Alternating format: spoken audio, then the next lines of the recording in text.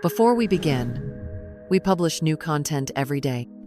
So be sure to subscribe to our channel and ring the bell to get notified about our latest videos. I never thought a wheelchair would change everything. For 32 years, I had been the invisible woman in the Blackwood mansion. My name is Sophia. And at 54, I finally understand what it means to be truly seen. But this story begins long before that moment of recognition.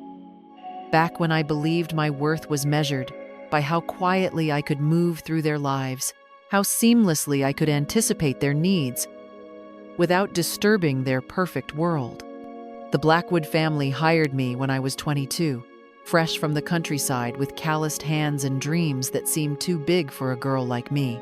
Mrs. Eleanor Blackwood needed help with her newborn son Marcus, and the mansion was so grand that even the servants' quarters felt like luxury compared to the cramped apartment I shared with my sister back home. I thought I had found my place in the world. Marcus was born with a rare condition that left his legs completely paralyzed. The doctors explained it in terms I barely understood then, something about nerve damage and developmental complications. What I did understand was the way Mrs. Blackwood's face crumpled whenever she looked at her son's motionless legs, and how Mr. Blackwood would leave the room entirely when the physical therapist came for their visits. I became Marcus's shadow. While his parents threw themselves into their business empire and social obligations, I was the one who learned every detail of his care. I mastered the art of transferring him from bed to wheelchair, memorized the schedule for his medications, and watched him grow from a frustrated toddler into an increasingly bitter young man. The other staff members came and went over the years, but I remained constant, reliable, forgettable. The pattern of my invisibility established itself early. During family dinners, I would serve the meal and retreat to the kitchen, listening to their conversations through the swinging door. Marcus would complain about his limitations, while his parents offered empty reassurances they didn't really believe. Mrs. Blackwood would discuss her charity work with the passion she never showed for her son's daily struggles. Mr. Blackwood would review business deals with the same mechanical precision he applied to everything else in his life. I told myself I was grateful for the steady employment, the comfortable room, the security of belonging somewhere. But belonging and being valued are different things entirely. I existed in their peripheral vision, essential but unacknowledged, like the plumbing or the electrical system. They knew I was there only when something went wrong. Marcus grew into a young man who channeled his physical limitations into intellectual pursuits and, unfortunately, emotional manipulation. By his 20th birthday, he had learned to weaponize his condition, using guilt and anger to control everyone around him. His parents enabled this behavior, treating his outbursts as understandable consequences of his disability, rather than choices he was making. I became his primary target because I was always there, always accessible, always expected to absorb his frustration with infinite patience. The verbal abuse started small. Sharp comments about my appearance, criticisms of my cooking, complaints about the way I arranged his room. When I tried to address these issues with Mrs. Blackwood, she would pat my shoulder dismissively and remind me that Marcus was going through a difficult time. When I suggested that perhaps some boundaries might be helpful, Mr. Blackwood would frown and suggest that if I wasn't happy with my position, there were plenty of other people who would appreciate the opportunity. Over the years, the emotional manipulation became more sophisticated. Marcus learned to time his worst behavior for moments when his parents were away, knowing I wouldn't report it. He discovered that threatening to hurt himself was an effective way to ensure my compliance with his increasingly unreasonable demands. He would summon me at all hours for trivial tasks, interrupt my rare moments of rest, and dismiss my suggestions about his care with sneering contempt. The isolation wore me down gradually. I had no real relationships outside the mansion because my schedule revolved entirely around Marcus's needs. I sent money home to help my aging parents, but rarely visited because I couldn't arrange coverage for my duties. My 20s disappeared, then my 30s, then my 40s, all consumed by the exhausting work of caring for someone who had learned to hate both his dependency and the people who made his life possible. Mrs. Blackwood's health began declining when Marcus turned 25. The stress of managing her social obligations while worrying about her son's future had taken its toll. She developed a series of mysterious ailments that kept her bedridden for weeks at a time, leaving me to manage both her care and Marcus's increasingly demanding schedule. Mr. Blackwood responded to his wife's illness by working even longer hours, as if the problems at home would resolve themselves if he simply stayed away long enough. The responsibility crushed me. I was running a household, managing medical appointments for 2 people, coordinating with doctors and therapists, and still expected to maintain the perfect facade the family presented to the outside world. When Mrs. Blackwood felt well enough to entertain, I would transform the house into a showcase of domestic perfection, then disappear into the background, while she accepted compliments on her beautiful home and devoted care for her disabled son. Meanwhile, Marcus was becoming increasingly volatile. His manipulation tactics had evolved into full-scale emotional terrorism. He would threaten suicide if I didn't agree to his demands, then laugh at my distress and call me pathetic for caring so much. He would sabotage his own medical equipment and blame me for the malfunctions, leading to panicked calls to repair services and lectures from his parents about my carelessness. He seemed to take genuine pleasure in watching me scramble to fix problems he had created. The breaking point came on a rainy Thursday morning in October. I had been up most of the night with Mrs. Blackwood, who was suffering from another one of her episodes. She had developed a fever and was delirious, calling for her mother and speaking about events from her childhood as if they were happening in real time. I had managed to bring her fever down with cold compresses and medication, finally getting her settled into peaceful sleep around 5 in the morning. At 7:30, Marcus began shouting for me from his room. I dragged myself from the chair where I had been dozing and hurried to see what he needed. He was sitting in his bed, fully alert, and clearly in no distress, with a cold smile on his face. He told me he had deliberately knocked over his water pitcher in the middle of the night and wanted me to clean up the mess immediately. When I pointed out that the spill had been sitting there for hours and the floor was now warped and stained, he shrugged and said that was my problem for not anticipating his needs better. When I explained that I had been caring for his sick mother all night, he rolled his eyes and said that wasn't his responsibility. I stood there, looking at this 27-year-old man who had never worked a day in his life, who had been given every possible advantage and opportunity, who had a devoted family and more resources than most people could dream of. And I realized I was looking at someone who had chosen to become cruel. His disability had not made him this way. His parents' guilt had not made him this way. Years of frustration had not made him this way. He had simply decided that his pain justified inflicting pain on others, and I had enabled that choice by absorbing his cruelty without consequences. Later that morning, while Marcus slept in and Mrs. Blackwood remained unconscious from her medications, I sat in my small room and truly looked at my life for the first time in decades. I was 54 years old. I had no savings because every spare dollar went to my parents or to small emergencies the Blackwoods somehow never felt obligated to cover. I had no friends because I never had time to maintain relationships. I had no skills beyond domestic service because I had never been given the opportunity to develop any others. I had sacrificed my entire adult life to care for people who viewed me as a convenience rather than a human being. The realization should have been devastating, but instead, it felt like waking up after a very long dream. For the first time in 32 years, I began to think about what I wanted rather than what other people needed from me. That afternoon, I called my sister for the first time in almost a year. She was shocked to hear from me and immediately asked if something was wrong.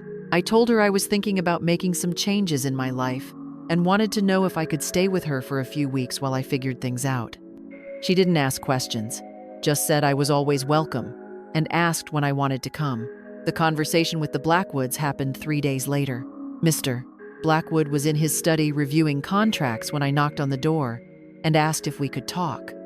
He looked annoyed at the interruption, but gestured for me to sit down. I had rehearsed this conversation a dozen times, but when the moment came, I found myself speaking with a calm certainty I hadn't felt in years. I told him I would be leaving my position in 2 weeks. I explained that I had been with the family for over 3 decades and felt it was time for me to pursue other opportunities. He stared at me, as if I had announced my intention to fly to the moon. His first response was to offer me a raise. When I politely declined, he asked what the problem was and whether someone had said something to upset me. When I explained that there was no specific problem, just a desire for change, he became visibly agitated. He reminded me that Marcus depended on me, that Mrs. Blackwood trusted me, that the family had been good to me over the years. I listened to his arguments with growing amazement. In his mind, my loyalty was a given. My presence, a permanent fixture he had never questioned. The idea that I might have my own dreams and desires seemed genuinely foreign to him. He spoke about my responsibilities as if they were natural laws rather than choices I had made every single day. When he realized I was serious about leaving, his tone shifted. He suggested that perhaps I was having some kind of breakdown, that the stress of caring for Mrs. Blackwood had affected my judgment. He offered to arrange for me to see a doctor, to take a vacation, to have additional help with my duties. When I remained unmoved, he began to hint at the difficulties I would face in the outside world, the challenges of finding employment at my age, the financial security I would be giving up. Throughout this conversation, I felt something I hadn't experienced in decades. I felt powerful, not because I was being cruel or manipulative, but because I was finally making a choice based on my own needs rather than someone else's expectations. Every word he spoke only strengthened my resolve because it confirmed what I had already realized.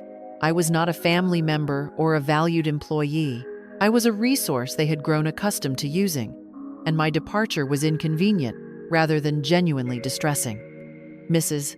Blackwood's reaction was more subtle, but equally revealing. She emerged from her sickbed long enough to have a tearful conversation about how much I meant to the family, how irreplaceable I was, how worried she was about my future. But beneath her emotional appeals, I could hear the same possessiveness her husband had displayed. She spoke about my loyalty as if it were something she owned rather than something I chose to give. Marcus's response was the most predictable. He cycled through anger, manipulation, and threats with practiced efficiency. He accused me of abandoning him when he needed me most, of being selfish and ungrateful, of betraying the family that had given me everything. When these tactics failed to change my mind, he escalated to his usual threats of self-harm, demanding to know how I could live with myself if something happened to him after I left. For the first time in 32 years, I looked him in the eye and told him the truth. I said that his well-being was not my responsibility, that threatening suicide to control other people was manipulative and cruel, and that if he was genuinely considering harming himself, he should speak to a mental health professional rather than using those threats as weapons against the people who cared about him. The silence that followed was unlike anything I had ever experienced in that house. Marcus stared at me with shock and rage, clearly unprepared for direct confrontation rather than the usual guilty compliance. Mrs. Blackwood gasped and began crying, asking how I could be so heartless. Mr. Blackwood ordered me to apologize and accused me of speaking inappropriately to their son. I remained calm and simply repeated that I would be leaving in 2 weeks. that I would help them find and train a replacement if they wished, and that I hoped they could find a care arrangement that worked better for everyone. Then I walked out of the room while they were still processing the fact that their commands no longer held power over me. The following 2 weeks were the longest and most liberating of my life. The family tried every strategy they could think of to change my mind. They offered more money, more time off, a larger room, promises of future inheritance considerations. When positive incentives failed, they shifted to pressure tactics. They brought in relatives to lecture me about family loyalty. They had their lawyer call to discuss the legal implications of abandoning my responsibilities. They even had Marcus's doctor contact me to express concern about the impact my departure might have on his emotional stability. Through all of this, I continued my duties with professional competence while maintaining absolute boundaries about my decision. I helped them interview potential replacements, provided detailed notes about Marcus's care routine, and organized all the household information they would need. But I refused to engage with their attempts to guilt, manipulate, or intimidate me into staying. The most surprising development during those final weeks was discovering how much the other household staff had been affected by the family's treatment of me. The part-time housekeeper confided that she had always admired my patience, but worried about how much I endured. The gardener mentioned that he had noticed how differently the family spoke to me compared to other service providers. Even the delivery drivers had observed the casual disrespect I accepted as normal. These conversations helped me understand that the emotional abuse I had normalized over the years was visible to others, even when I couldn't see it myself. I had become so accustomed to being treated as less than human that I had stopped recognizing basic dignity as something I deserved. On my final day, Mrs. Blackwood made one last attempt to keep me. She came to my room early in the morning, before the rest of the household was awake, and offered me a tearful speech about how much I meant to her personally. She said I was like family, that she didn't know how she would manage without me, that leaving now felt like abandonment during her time of greatest need. I listened with compassion, but without wavering. When she finished speaking, I thanked her for the opportunity to work for her family and said I wished them all well in the future.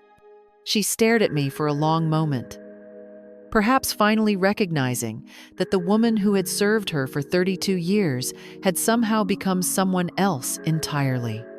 The morning I left, I packed my belongings into 2 small suitcases and called a taxi rather than accepting Mr. Blackwood's offer of a ride to the train station. I wanted my departure to be entirely on my own terms, with no lingering obligations or awkward conversations. As the cab pulled away from the mansion, I felt simultaneously exhausted and energized, grieving and hopeful. My sister welcomed me into her modest apartment with warmth and curiosity, but without judgment. She had built a successful career as a school administrator, raised 2 children as a single mother, and created a life that was far smaller than the Blackwoods, but infinitely richer in genuine relationships. Spending time with her reminded me of who I had been before I disappeared into other people's needs. The first few months of freedom were harder than I had expected. I struggled with anxiety and depression as I processed decades of suppressed emotions. I had nightmares about Marcus hurting himself and blamed me for abandoning him. I worried constantly about money and felt guilty for taking charity from my sister. I applied for dozens of jobs and faced rejection after rejection, partly because of my age and partly because my experience was so specialized. But gradually, I began to heal. I started seeing a counselor who helped me understand the dynamics of emotional abuse and recognize that my responses had been survival mechanisms rather than character flaws. I joined a support group for people recovering from toxic relationships and discovered I was far from alone in my experiences. I volunteered at a community center and remembered what it felt like to help people who appreciated my efforts rather than taking them for granted. 6 months after leaving the Blackwoods, I found work as a companion for an elderly woman named Rose, who lived alone and needed assistance with daily tasks. Rose treated me with respect and kindness, paid me fairly, and genuinely seemed to enjoy my company. The contrast with my previous employment was so stark that I sometimes felt overwhelmed with gratitude for simple human decency. Rose had been a teacher for 40 years before retiring, and she encouraged me to consider pursuing education or training in a field that interested me. With her support, I enrolled in a certified nursing assistant program and discovered I had a talent for healthcare that went beyond just following doctor's orders. My decades of experience caring for Marcus and Mrs. Blackwood had given me skills and knowledge that translated well into professional medical care. The first time I put on scrubs and walked into a hospital as a qualified healthcare worker, rather than just someone's unpaid caregiver, I felt a pride and sense of purpose I had never experienced before. I was 55 years old and finally beginning the career I should have started 30 years earlier. Meanwhile, I heard occasional updates about the Blackwood family through mutual acquaintances. They had gone through several caregivers for Marcus, none of whom lasted more than a few months. Mrs. Blackwood's health had stabilized somewhat, but she complained frequently about feeling abandoned by people she had trusted. Marcus had apparently become even more difficult to manage without someone willing to absorb his abuse indefinitely. I felt sadness for them, but it was the kind of sadness you feel for strangers facing difficulties, rather than the personal responsibility I had once carried for their problems. I hoped they would eventually learn to build healthier relationships, but I understood that their growth was not dependent on my sacrifice. 2 years after leaving their employment, I encountered Marcus at a medical facility where I was working. He was there for a routine appointment, and I saw him before he noticed me. He looked older, more bitter, but essentially unchanged. He was berating a young nurse for some minor delay, using the same manipulative tactics I remembered so well. When he finally saw me, his expression shifted through surprise, anger, and something that might have been embarrassment. He waited until the nurse left and then asked if I was satisfied with how things had turned out. He told me his mother had been hospitalized twice since I left, that their new caregiver was incompetent, that the family was struggling without my dedication. I looked at this man I had once devoted my life to protecting and felt only a distant pity. I told him I was sorry to hear about his mother's health problems and hoped they could find a care arrangement that worked better for everyone. When he began to launch into familiar patterns of guilt and manipulation, I simply said I needed to return to my duties and walked away.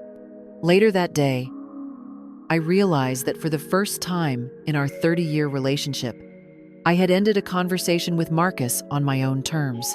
I had not argued with him or tried to justify my choices. I had not absorbed his anger or accepted responsibility for his problems. I had treated him with basic courtesy while maintaining complete boundaries about what I was willing to discuss. It was a small victory, but it felt enormous. Now, at 56, I work full-time as a certified nursing assistant in a rehabilitation facility.